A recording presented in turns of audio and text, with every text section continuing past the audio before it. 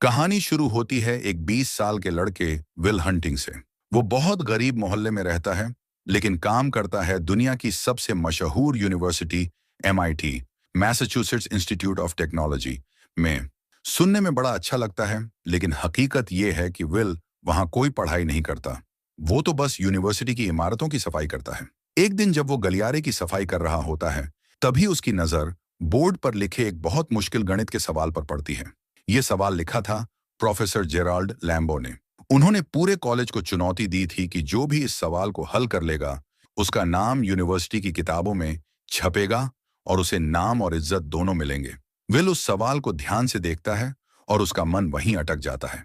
पूरे दिन वो उसी सवाल के बारे में सोचता रहता है। यहाँ तक कि जब अपने दोस्तों के साथ बार में होता है, तब भी उसका दिमाग उसी सवाल में उलझा रहता है। अचानक वो दोस्तों को छोड़कर सीधे अपने छोटे से पुराने घर चला जाता है, ताकि रात भर बैठकर उस सवाल को हल कर सके। घर में उसके पास बोर्ड नहीं होता, इसलिए वो बाथरूम के शीशे पर हल लिखता है और गलतियां मिटा मिटा कर कोशिश करता रहता है। कई घंटों बाद आखिरकार वो सवाल हल कर देता है।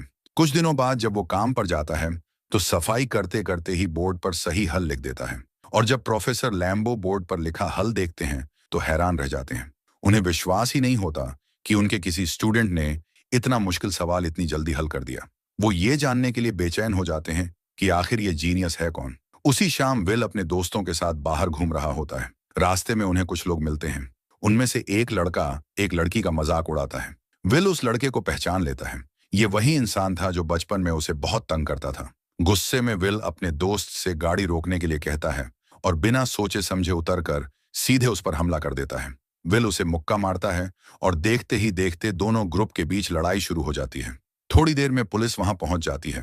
विल के दोस्त उसे बचाकर खींचने की कोशिश करते हैं, लेकिन तब तक देर हो चुकी होती है। पुलिस विल को गिरफ्तार कर लेती है। अगली सुबह प्रोफेसर लैम्बो अपने स्टूडेंट्स को लेक्चर देते हैं। सबकी नजर उन्हीं पर टिकी होती है, क्योंकि सब ये जानना चाहते हैं कि आखिर वो कौन है जिसने इतना मुश्किल सवाल हल किया। लेकिन क्लास में कोई भी इसका जवाब नहीं देता। प्रोफेसर थोड़े निराश होकर कहते हैं कि अगर किसी ने पिछला सवाल हल कर लिया है, तो अब मैं तुम्हें और भी कठिन सवाल दूंगा। वो बताते हैं कि ये वही प्रॉब्लम है जिस पर वो और उनके साथी पिछले 2 साल से काम कर रहे हैं, और अब वही सवाल बोर्ड पर लिखा हुआ है। इधर विल पुलिस स्टेशन से बाहर निकलता है और अपने दोस्तों को बताता है कि उसकी अगले हफ्ते कोर्ट की तारीख है। शाम को वो अपनी नौकरी पर जाता है और वहां फिर से बोर्ड पर लिखा एक आसान सा सवाल देखता है। जल्दी जल्दी उसे हल करने लगता है ताकि कोई देख न ले। तभी प्रोफेसर लंबो अपने ऑफिस से बाहर आते हैं और विल को बोर्ड पर लिखते हुए देख लेते हैं। वो गुस्से में पूछते हैं, तुम यहाँ क्या कर रहे हो? विल तुरंत माफी मांगकर पीछे हट जाता है। प्रोफेसर को लगता है कि ये लड़का कोई शरारती है जो बस बोर्ड पर बेवजह लिख रहा है। वो उसे पकड़ने की कोशिश करते हैं, लेकिन विल फुर्ती से वहां से गायब हो जाता है। जब प्रोफेसर दोबारा बोर्ड देखते हैं, तो उन्हें पता चलता है कि वहां सही जवाब लिखा हुआ है। ये देख वो दंग रह जाते हैं। शाम को काम खत्म होने के बाद विल अपने दोस्तों के साथ बार में जाता है और बताता है कि उसे नौकरी से निकाल दिया गया है। अब वो यूनिवर्सिटी के अंदर आकर सवाल हल नहीं कर पाएगा। उसके दोस्त पूछते हैं, क्यों निकाला? तो विल मजाक में कहता है, बस मैनेजमेंट ने बदलाव किया है। अगले दिन प्रोफेसर लैम्बो ठान लेते हैं कि अब वो इस रहस्यमयी जीनियस को ढूंढेंगे। वो सीधे सफाई कर्मचारियों के दफ्तर पहुंचते हैं और पूछते हैं, यहाँ काम करने वाले एक लड़के का नाम चाहिए। लेकिन वहां के स्टाफ को लगता है कि प्रोफेसर सफाई की शिकायत करने आए हैं, इसलिए वो तुरंत विल का नाम नहीं बताते। थोड़ा समय बाद ये पता चलता है कि विल MIT में सफाई का काम अपनी मर्जी से नहीं कर रहा था, बल्कि ये कोर्ट की तरफ से दी गई कम्युनिटी सर्विस थी। अब उसका केस सुनने का दिन आ चुका था। कोर्ट में प्रोफेसर लैम्बो भी मौजूद होते हैं। वहां सब देखते हैं कि विल खुद ही अपना केस लड़ रहा है। वो कानून और समाज के बारे में इतनी जानकारी दिखाता है कि सब हैरान हो जाते हैं। लेकिन उसके खिलाफ बहुत सारे पुराने केस होते हैं, इसलिए जज उसे जेल भेज देते हैं और $50,000 की जमानत रख देते हैं। कुछ समय बाद प्रोफेसर लैम्बो जेल में विल से मिलने आते हैं। वो बताते हैं कि जज ने उसे जेल से बाहर आने की इजाजत दे दी है, लेकिन 2 शर्तों के साथ। पहली, विल को हर हफ्ते प्रोफेसर के साथ पढ़ाई करनी होगी। दूसरी, उसे हर हफ्ते एक मनोवैज्ञानिक डॉक्टर से मिलना होगा, ताकि उसका गुस्सा और अपराध जैसी आदतें कम हो सकें। विल को लगता है कि उसे मनोवैज्ञानिक डॉक्टर की कोई जरूरत नहीं है, लेकिन आजाद होने के लिए वो ये शर्त मान लेता है। जेल से निकलने के बाद वो प्रोफेसर के साथ पढ़ाई शुरू करता है और मुश्किल से मुश्किल सवाल आसानी से हल कर देता है। प्रोफेसर उसकी काबिलियत देखकर बहुत प्रभावित होते हैं, लेकिन थेरेपी इतनी आसान नहीं होती।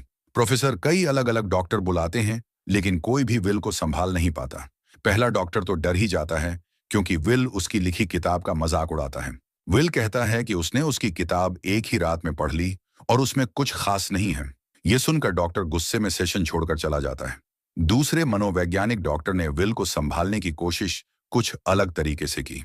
उसने उसे हिप्नोटिज्म में डालकर सुलाने की कोशिश की, लेकिन ये तरीका भी काम नहीं करता।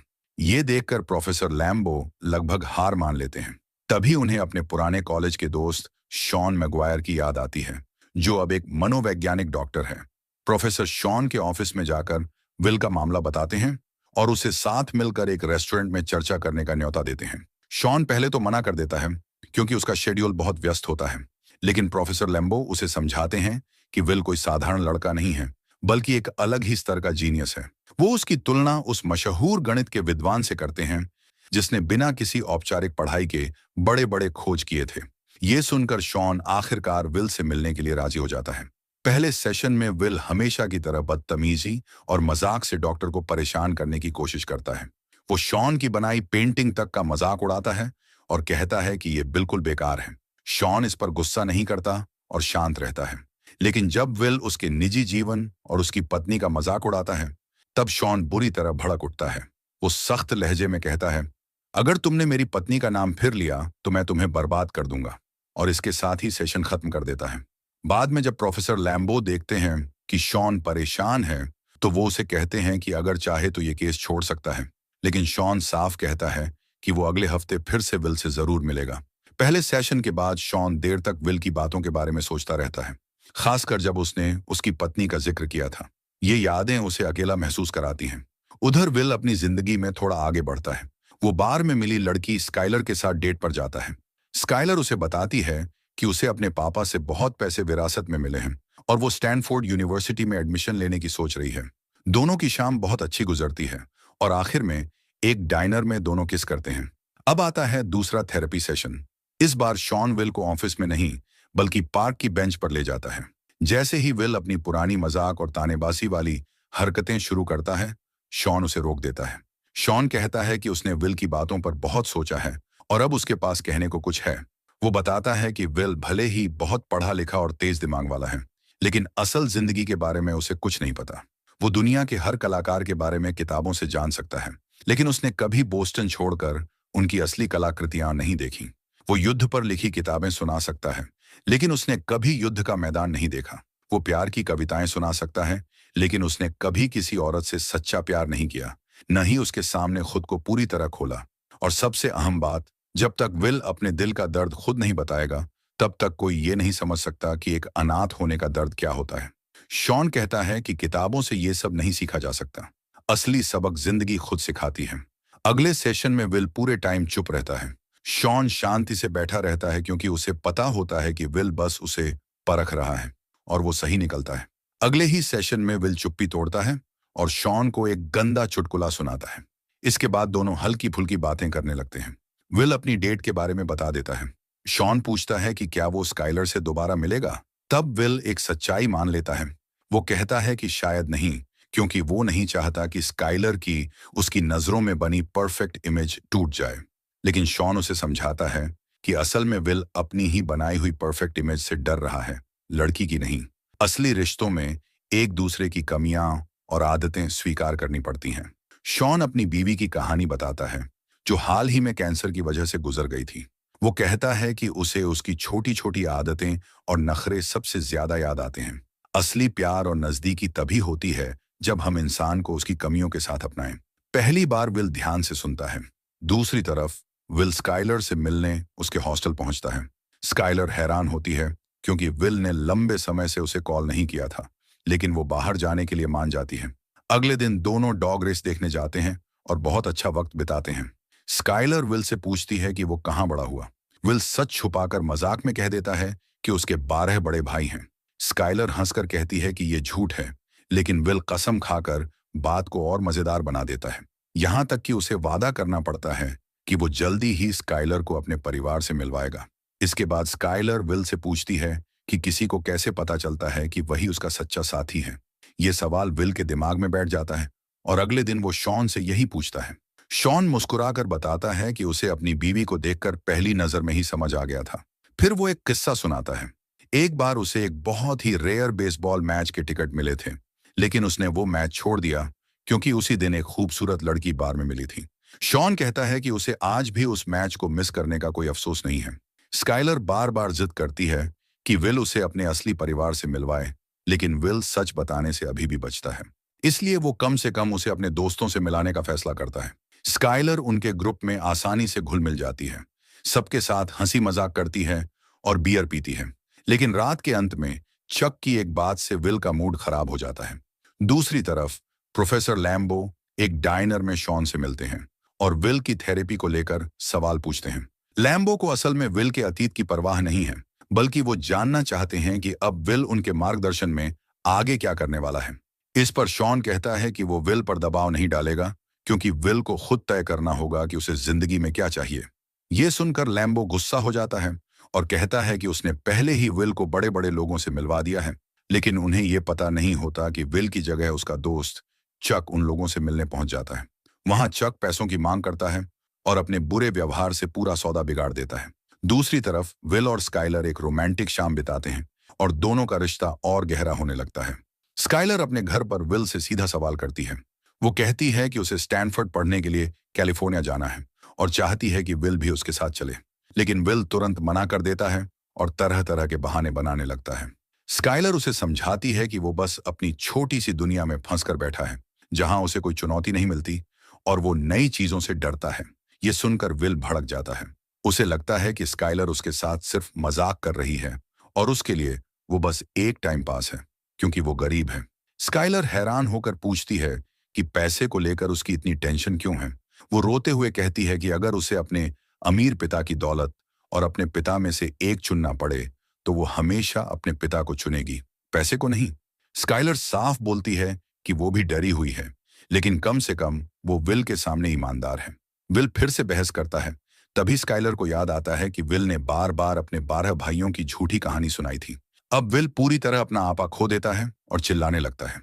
वो कहता है कि स्काइलर उसकी असली जिंदगी कभी जानना ही नहीं चाहेगी, क्योंकि सच्चाई ये है कि वो एक अनाथ है और बचपन में लोगों ने उसके साथ बहुत बुरा व्यवहार किया था। स्काइलर आंसू भरी आंखों से उसे भरोसा दिलाती है कि वो उसकी हर बात जानना चाहती है, चाहे वो कितनी भी दर्दनाक क्यों ना हो। आखिर में स्काइलर उससे अपने दिल की बात कहती है। वो उससे प्यार करती है, लेकिन विल का दिल पहले ही बंद हो चुका है और वो ठंडी आवाज में कहता है, मैं तुमसे प्यार नहीं करता। इसके बाद विल की मुलाकात प्रोफेसर लैम्बो से होती है। लैम्बो नाराज होता है क्योंकि बिजनेस पार्टनर्स के साथ मीटिंग में विल की हरकतों ने सब गड़बड़ कर दी। विल गुस्से में फट पड़ता है और कहता है कि उसे अब यकीन ही नहीं है कि वो ये अकादमिक करियर वाकई चाहता भी है या नहीं। अब विल और प्रोफेसर लैम्बो की बातचीत और भी मुश्किल हो जाती है, क्योंकि विल की तेज दिमागी बातें लैम्बो को नीचा दिखा देती हैं। लैम्बो कहता है कि उसे विल से कम थोड़ा आभार तो चाहिए था। दोनों में बहस होती है और विल गुस्से में चला जाता है। कुछ समय बाद विल को नेशनल सिक्योरिटी एजेंसी NSA में नौकरी के लिए बुलाया जाता है, जहां उसे सुनहरे करियर का वादा किया जाता है, लेकिन विल साफ मना कर देता है। उसका कहना है कि वह किसी आम इंसान की जिंदगी सिर्फ राजनीति की चालों के लिए बर्बाद नहीं करना चाहता। इसके बाद विल फिर से शॉन से मिलता है। शॉन पूछता है कि उसने NSA की नौकरी क्यों ठुकराई। विल हंसकर कहता है, मैं तो किसी और बेहतर मौके का इंतजार कर रहा हूं। शॉन, जो उसका मनोवैज्ञानिक डॉक्टर है, विल से पूछता है कि क्या उसके पास कोई ऐसा दोस्त है जिससे वो दिल की बातें कर सके, या क्या वह कभी अकेलापन महसूस करता है। विल इसका जवाब देने की बजाय मशहूर दार्शनिकों के नाम गिनाने लगता है। तब शॉन समझाता है कि असली रिश्ते तो जिंदा लोगों से ही बनाए जा सकते हैं। शॉन फिर पूछता है कि अगर विल सच में अपने भविष्य को लेकर गंभीर है, तो वह चाहता क्या है। विल मजाक में कहता है कि उसे ईंट लगाने या चरवाहा बनने में भी कोई दिक्कत नहीं। शॉन समझ जाता है कि विल बस मजाक कर रहा है और अपनी सच्चाई से भाग रहा है। गुस्से में शॉन उसे अपने ऑफिस से बाहर निकाल देता है। विल हैरान रह जाता है कि उसे क्यों निकाला गया। तब शॉन साफ कहता है, क्योंकि तुम ईमानदारी से जवाब नहीं दे रहे, बस अपनी असली पहचान छुपा रहे हो। शॉन से बात करते हुए विल पूछता है, तुम अपनी जीवन साथी की बातें करते हो, लेकिन तुम्हारी पत्नी कहाँ है। शॉन शांति से जवाब देता है, वो अब इस दुनिया में नहीं है। समय बीतता है और विल स्काइलर को फोन करता है। लेकिन स्काइलर अब उसका इंतजार छोड़ चुकी होती है, क्योंकि विल कोई पक्का फैसला ही नहीं लेता। स्काइलर आखिरी बार कहती है, आई लव यू, अपना ख्याल रखना, और फिर वो कैलिफोर्निया चली जाती है। दूसरी तरफ विल बॉस्टन में अपने दोस्त चक के साथ कंस्ट्रक्शन का काम करने लगता है। उधर प्रोफेसर लैम्बो फोन पर बात करते हुए कहता है कि विल अब अपनी जिम्मेदारी पूरी नहीं कर रहा। अगर वो कोर्ट में रिपोर्ट कर दे कि विल सेशन पर नहीं आ रहा, तो विल वापस जेल चला जाएगा, और इस बार उसका मन भी साफ रहेगा। काम के दौरान ब्रेक में चक विल से पूछता है कि वो जिंदगी में आगे क्या करने वाला है। विल मजाक में कहता है कि उसे लैब में चूहा बनकर गणित के सवाल हल नहीं करने, बल्कि बॉस्टन में रहकर अपने दोस्तों के साथ मस्ती करनी है। लेकिन इस बार चक खुलकर विल को डांटता है। वो कहता है कि विल अपनी काबिलियत बर्बाद कर रहा है। चक ये तक मान लेता है कि हर रोज वो ये ख्वाहिश करता है कि एक दिन विल अपने घर से निकले और अपनी असली जिंदगी बनाए। इसी बीच लैम्बो को पता चलता है कि विल अब शॉन के साथ थेरेपी पर भी नहीं जा रहा। गुस्से में लैम्बो शॉन को धमकाता है कि वो जज को सब सच बताएगा, और शॉन पर यह इल्जाम लगाता है कि वही विल को फिर से अपराधों की तरफ धकेल रहा है। शॉन प्रोफेसर लैम्बो से कहता है कि उसे इस बात से फर्क नहीं पड़ता अगर लोग उस पर हंस लें, लेकिन वो विल की भावनाओं को नजरअंदाज नहीं कर सकता। शॉन बताता है कि लैम्बो को कभी असली प्यार स्वीकार करना आया ही नहीं, और वो पूरी जिंदगी अकेला ही रहा है। लेकिन लैम्बो उसकी बात सुनने को तैयार नहीं होता। उसे लगता है कि शॉन उसकी सफलता से जलता है। ये सुनकर शॉन हैरान रह जाता है, और उसे लगता है कि लैम्बो बस घमंडी है। शॉन समझाता है कि वो सिर्फ विल के भविष्य और उसकी असली ख्वाहिशों की परवाह करता है, जबकि लैम्बो का दबाव उसे नाकाम बना सकता है। तभी लैम्बो चुपचाप वहां से चला जाता है और विल को शॉन के साथ अकेला छोड़ देता है। शॉन विल को बताता है कि उसका और लैम्बो का झगड़ा व्यक्तिगत नहीं है, बल्कि ये पुरानी बातों से जुड़ा हुआ है। फिर शॉन बात बदलते हुए बताता है कि उसने विल के बारे में जज के लिए एक रिपोर्ट तैयार की है। विल उससे पूछता है कि क्या उसके जैसे और भी मरीज उसके पास आए हैं। तभी शॉन पहली बार अपनी पर्सनल लाइफ शेयर करता है और बताता है कि उसका पिता शराबी था जो उसे बहुत मारा करता था। वो विल से कहता है कि जो कुछ भी उसके साथ हुआ उसकी गलती नहीं है। शुरुआत में विल मजाक बनाकर बात टालने की कोशिश करता है, लेकिन फिर अचानक टूटकर अपने असली जज्बात बाहर निकाल देता है। आखिरकार सब कुछ साफ होने लगता है कि उसका पिता शराबी था और बचपन में उसे बहुत मारा पीटा करता था। विल अपनी आखिरी सेशन के लिए शॉन के पास आता है और बताता है कि उसने प्रोफेसर लैम्बो द्वारा सुझाई गई कंपनियों में से एक में जॉब ज्वाइन करने का फैसला कर लिया है, और वो इस फैसले से खुश है। शॉन भी कहता है कि उसने थोड़ी दुनिया घूमने का सोचा है, और जाते जाते अपना नंबर विल को दे देता है। शाम को विल अपने दोस्तों के साथ अपना बर्थडे सेलिब्रेट करता है। उसके दोस्त उसे एक कार गिफ्ट करते हैं जो उन्होंने पुराने पार्ट्स से जोड़कर बनाई थी। इस बीच प्रोफेसर लैम्बो शॉन से मिलने आता है। दोनों एक दूसरे से माफी मांगते हैं और फिर साथ में बार में ड्रिंक करने निकल जाते हैं। दूसरी तरफ हमेशा की तरह चक विल को लेने आता है, लेकिन इस बार वो देखता है कि विल घर पर नहीं है। ये देखकर चक बहुत खुश होता है, बिल्कुल वैसे ही जैसे वो अपने सपनों में हमेशा चाहता था। विल ने शॉन के लिए एक नोट छोड़ रखा था। शॉन उसे पढ़ता है और पता चलता है कि विल ने जॉब छोड़ दी है और कैलिफोर्निया चला गया है स्काइलर के पास। उस नोट में विल वही लाइन लिखता है जो कभी शॉन ने अपने दोस्तों से कही थी जब उसने बेसबॉल मैच छोड़कर अपनी होने वाली पत्नी से मिलने का फैसला किया था। और इसी खूबसूरत अंदाज में ये कहानी खत्म होती है। ये कहानी हमें सिखाती है कि जिंदगी में असली जीत डिग्री या नौकरी से नहीं, बल्कि सच्चे प्यार और अपने असली मकसद को पहचानने से मिलती है।